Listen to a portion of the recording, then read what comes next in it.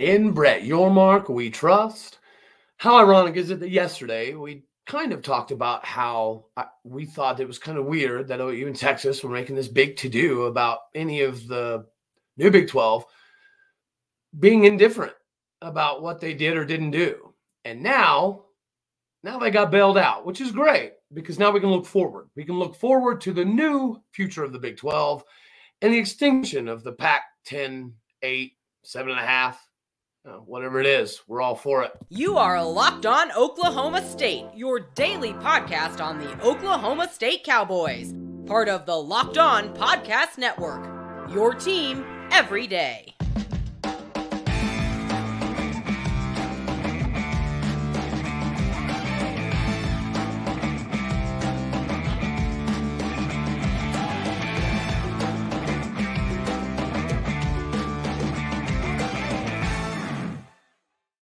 Howdy, y'all, and hello, all. Welcome back to Locked On Oklahoma State, your daily stop for all things cowboy and cowgirl related.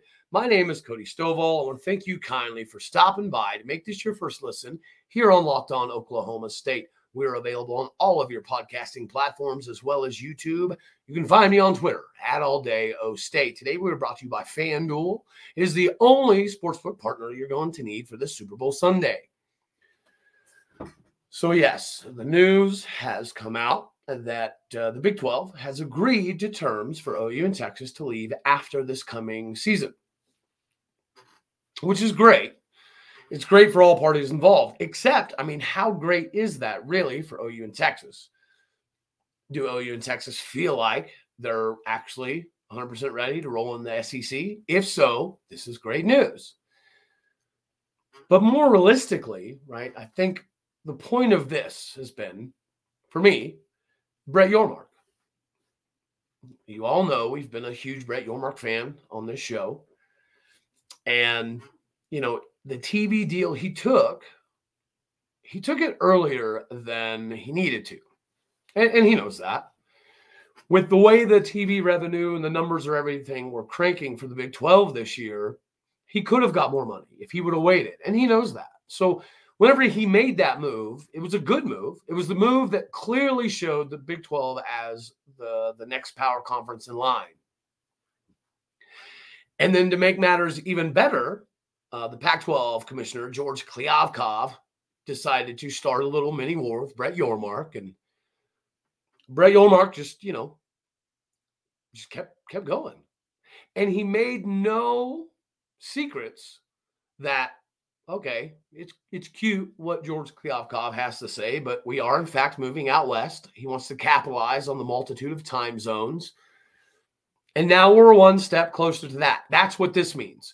So the money deciding to be divvied up the way they did it, I don't know, I guess selfishly, they could have done more like front-end type of money, but the way they did it, at least some of the conversations being had is that it's using money against future revenue, which is ironic because that's what OU did to potentially get themselves in a little bit of financial constraint. But we're doing the same thing, but it's designed for more growth in the conference, right? Our TV contract is already as such that we could potentially add value if we add more teams. Well, now we know that's going to be a possibility, which is amazing because, again, all of the stuffy, nose in the air conversations you've heard from Pac-12 fans, I guess you could call them, or donors or whatever, but the Pac-12 base seems to be of the mind that the Big 12 is, what do they call it? A glorified JUCO conference, if I recall that statement to be correct. And now they're about to be a glorified G5. Because if anybody thinks that Oregon and Washington leaving are not a foregone conclusion, this could be another step in that direction because, again, ESPN and Fox were part of this whole negotiation. And originally, supposedly, one of the two was holding it up because of financial stuff. and they found a way to work it out. So clearly the TV guys, they had a hand in wanting this to kind of get expedited so they can move on to their next thing. What is that next thing? Well, we don't know exactly. But if you connect the dots on what Brett Yormark's been able to do thus far, it's be very aggressive and not have any druthers about it.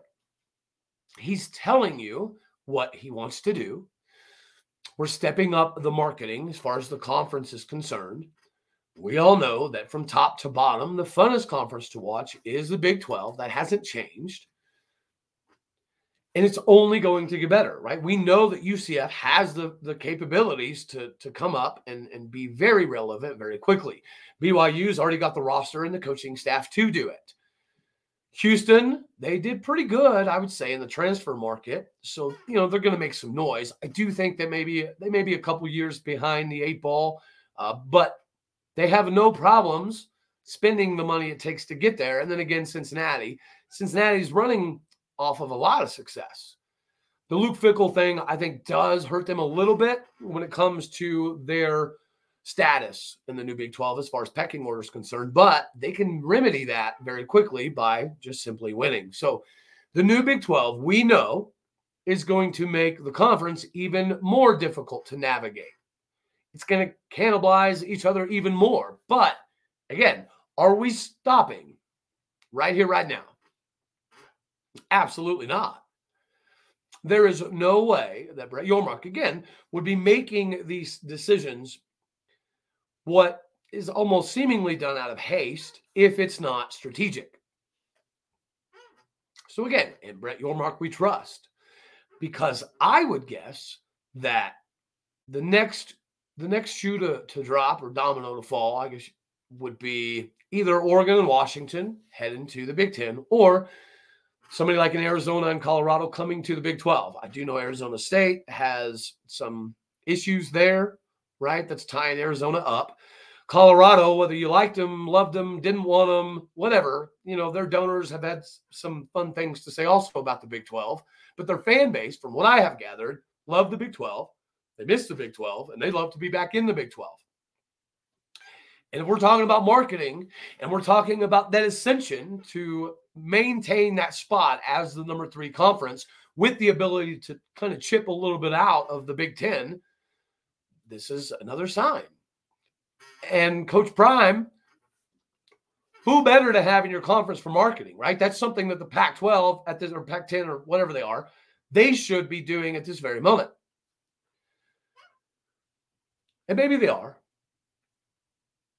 But to me, it's the concept of strike while the iron's hot, right? The iron right now is hot. And Brett Yormark is making these moves. And he's not being shy about it. Now, is he coming out and saying, we're taking these specific schools from any given conference? No.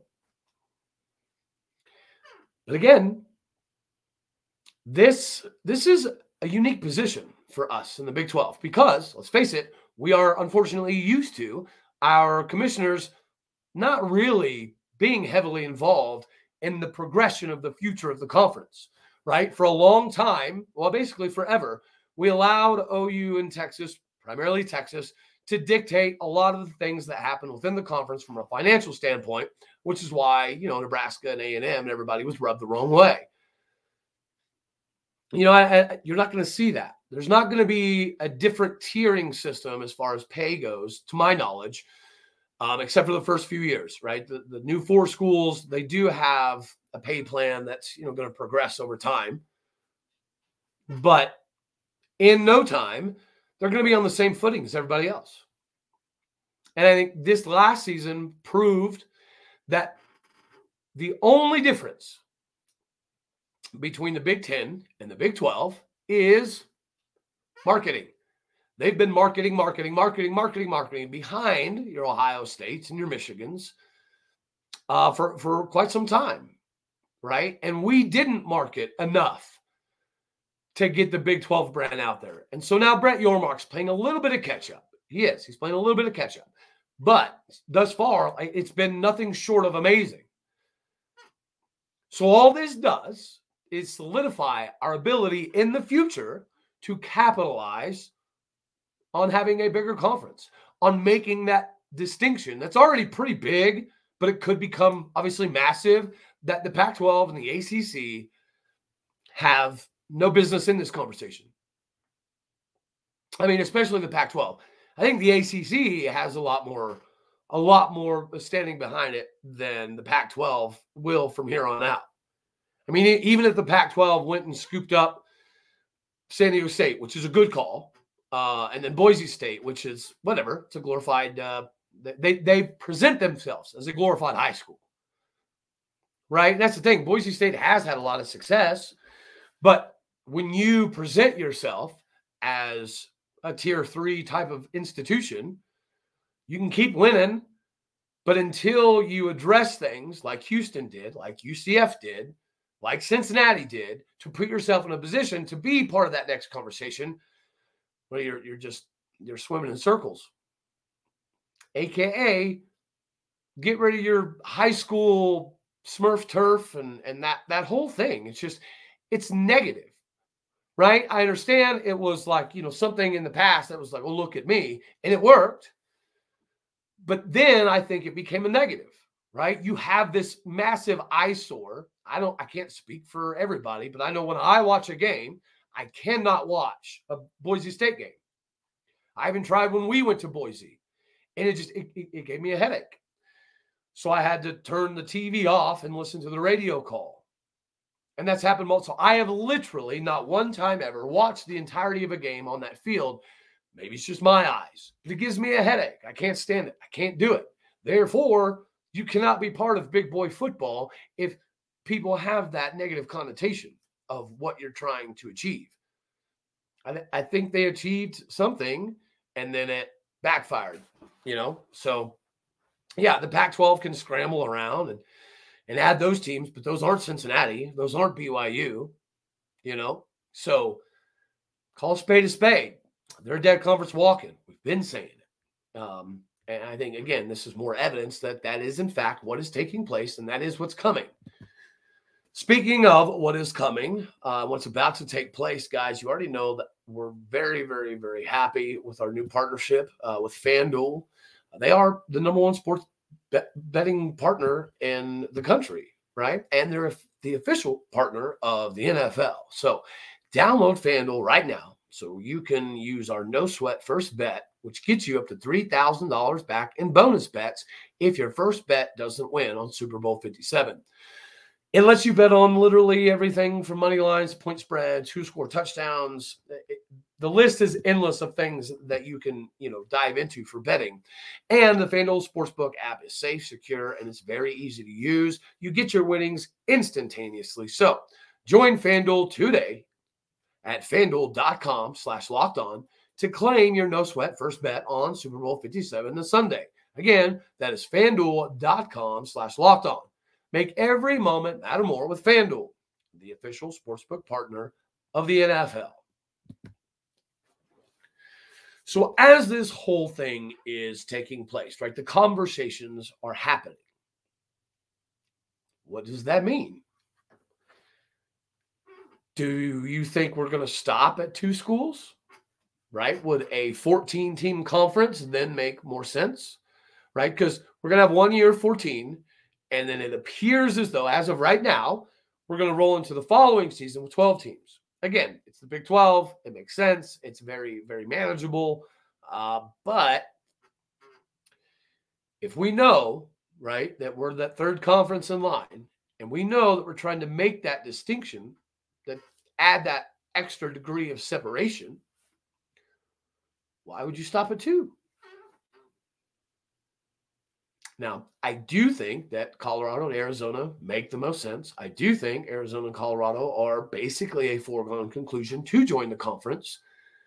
Now, where does Arizona State and Utah fit into this? Who knows, right? We know right now for a fact that Utah doesn't really want to go anywhere. And we also know that Arizona State is dealing with some legality issues when it comes to, Arizona potentially joining the Big 12 as well. So Arizona and Colorado have some stumbling blocks in place at this very moment.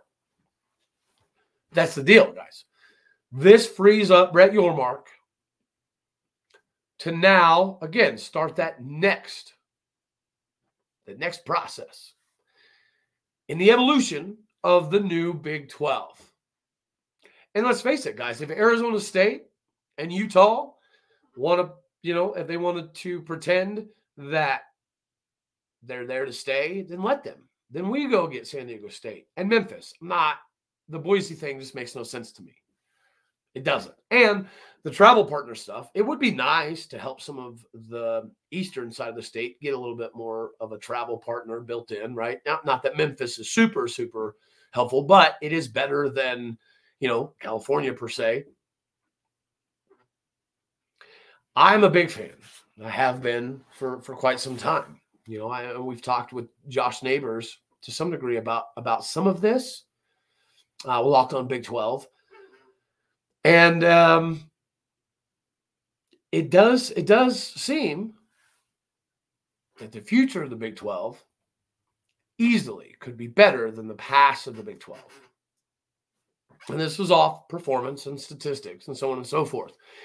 The performance that we saw in the national championship game didn't necessarily do us any favors.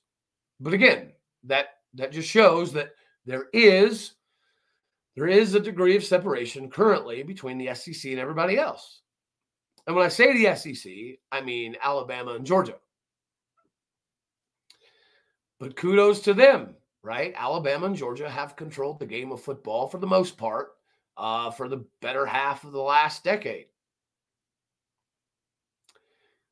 Right? So you can't really fault the SEC for all the marketing and stuff that they've been able to accomplish over the years to put themselves in this position, but it is what it is. Now everybody is going to have to find creative ways to chop down the wood and make the gap between those schools and us a lot smaller. Not an easy task. But if anyone doubts Brett Yormark by now, I would ask why. Like, what has Brett Yormark done that would give anybody the inclination that he's not here to ensure that we're definitely that third conference with the ability to chip away at the Big Ten? If we continue at this trajectory in the next 5 to 6 years, I think it's very feasible to think that the Big 12 conference as a whole could surpass the Big Ten. Maybe not monetarily, but production on the field and what that equals in recruiting, right? Because if all they have is Michigan, Michigan State, Ohio State on a year in, year out basis, then what is it going to do but alienate some of the recruiting capabilities? Because in the Big Ten, if you don't go to one of those schools, you're usually SOL. At that point in time, you're just going to play big boy football, which is fine. That is a very big deal, right? To go to Indiana or Purdue or whatever and be able to play this level of football. It's very hard. But if you're a recruit and you're used to winning and you like winning, but maybe you don't go to Ohio State, maybe you don't go to Michigan, then the doors are wide open. Why would you then not explore places where you can actually win something? So again, I think this is nothing but positive. I think this is a positive net gain as well. And I definitely see the writing on the wall that the future of the Big 12 is about to have some news as well. Now, is it going to happen immediately? Probably not. But I think I'd be surprised if by the time we roll into the 25-26 seasons, that the Big 12 doesn't look even more different than it does at this very moment. I just don't see us riding with 12 teams for very long, maybe a year or two. But the landscape of college football dictates the next moves. And George Kliavkoff, the Pac-12, he does a really good job at talking tough, but he has no substance, right? He's not doing anything. He's not making any moves. All he's trying to do is stop the hemorrhaging and try to find a way to convince Oregon and Washington not to ever go anywhere. Right? The Pac-12 is not afraid to use the court system and legalities to try to hamstring people. They're not against that at all. So the Pac-12 is not going to make it easy. But that's where George Kliavkoff messed up, is he picked a fight. He picked a fight with Brett Yormark right when Brett Yormark was kind of, getting his feet wet. And it looks like Brett Yormark's going to have the last laugh, which is great for the Big 12. I mean, you guys know, obviously I bleed orange. This is what I do, but I am a hardcore Big 12 fan.